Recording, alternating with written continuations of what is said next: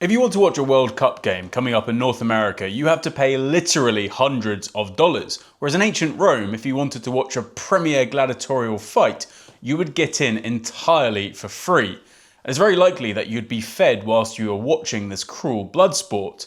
The unmatched arena, which by the way is the Latin word for sand, you would go to was of course the Colosseum in the heart of Rome, which had a maximum capacity of 80,000 spectators according to some estimates.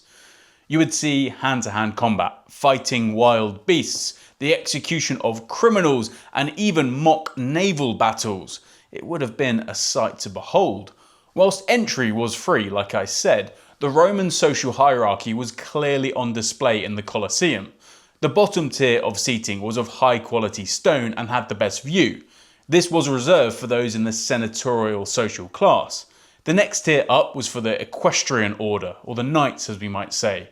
The common folk had wooden seats in the tier above that. The women were relegated to the nosebleed seats, except the Vestal Virgins who could sit on the same level as the senators. Whilst wealth inequality was immense in ancient Rome, there's no doubt about that, the very wealthy in society were socially pressured into giving back to the people. The wealthy would fund monumental architecture like theatres and bathhouses or even gladiatorial games. As the power of the emperor grew, these kind of acts of beneficence were increasingly reserved for the imperial family.